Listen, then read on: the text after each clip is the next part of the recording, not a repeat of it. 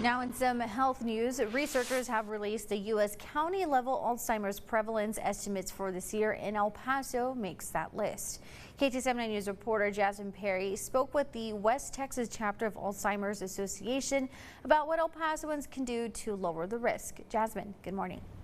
Well, good morning, Stephanie. Officials with the association tell me they want to educate the community about resources, access to care, and even the promise of an FDA-approved drug treatment. Alzheimer's is one of the most common types of dementia. And with El Paso County now ranking number 10 for most affected in the country, concerns are high. Dementia doesn't discriminate. Hispanics are 1.5 times more likely to develop dementia than Caucasians.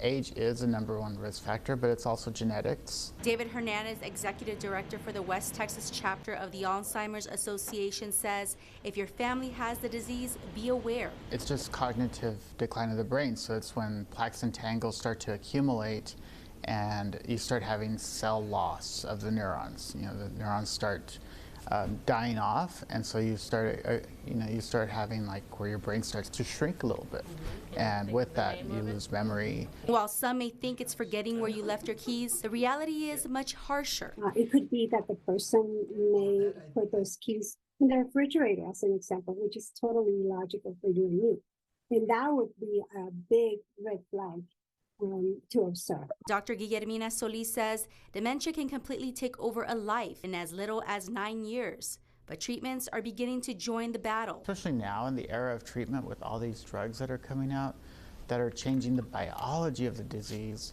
the key for those to be effective is an early diagnosis. Another misconception, many think that 65 is the age one begins to show symptoms of Alzheimer's. Solis shares that she's worked with patients as young as 50 years old. This person had a history of Alzheimer's dementia in first-hand relatives.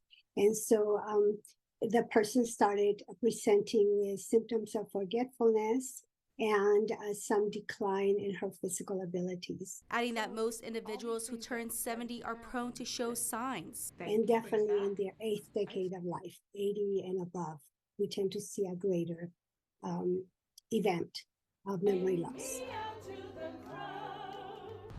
Now, the key to treatment is getting diagnosed early and properly, and you can find that number on our website at ktsm.com. Jasmine Perry, KTSM 9 News.